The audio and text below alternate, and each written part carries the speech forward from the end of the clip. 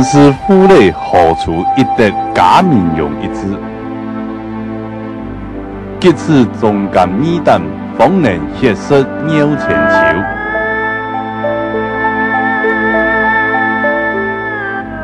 有关于这对联的句词是讲，按哪里头人民基本上是，你全部装下做生意嘛，恰脚头人嘛，但是为了保护这地方老了脚头啦，你了本机拿条头，拿到你滚了老了土匪来上去，来保护这地方的安全所以呢，当时乾隆皇帝是有敕封的庙按照播种所以佢讲呢，你种植实际上是，但是这代表的意义呢，非常的深你是按照所有的人民军对你种植的地方，种植的百姓，所以因为佢的种所以得到了百姓的尊敬。抬头望着这两句耸立的对联，心里有点颤抖，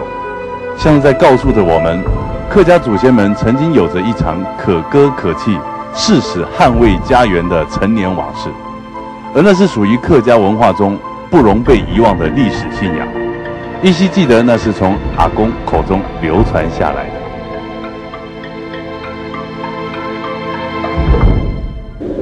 有关于那里人民庙的历史那里追溯到了清朝乾隆57年的林爽文时期。林爽文佢本身係推崇嘅因為老清朝嘅軍隊無容五婆，所以反抗清朝嘅政府之下但佢呢，因為佢嘅鋪下，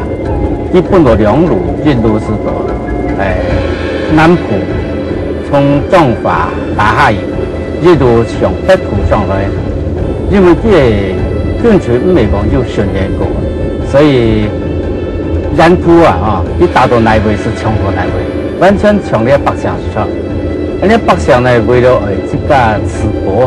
為保護自家的財產性命，所以青島要去抵抗。黑色旗飘滿天，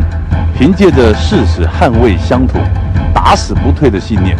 終於讓這一群默默無名的客家英雄們，在經歷過了不下數次大大小小的戰役後，贏得了最後的光榮勝利，也為後世子孫造就了無可取代的精神信仰——義民廟。義民廟。你係日本的百姓，從頭處於15路漢書不關係啦佢從我哋治病人治病人目的呢，其實佢係求自家全家人的平安和事業成功。很主要呢，比如講要當兵的，我還要當兵的祈求平安你要談講親存你要人冇人到你透過創談到100以上跑站的時間呢，你所有的求平安服務人全部就是要平安轉來了韓國過了時你要買新車祈求你行車平安反正對你百姓祈求呢，乜計是有啦，事業做事業乜計有安尼情況烏一腳印，縱然隨着時代的變遷，義民廟在每個客家人的心目中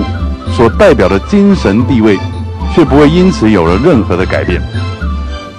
然而，義民廟在客家人的信仰中，絕對不是托付在那虛幻的神話裡，而是根植在客家人對先民開拓台灣的感恩之心。直到今天，義民廟的存在仍然帶給我們後世子孫對於尊重自己的歷史有着莫大的啟示，同時也代表着新埔義民廟與新埔客家的子孫們有着無法分割的情感。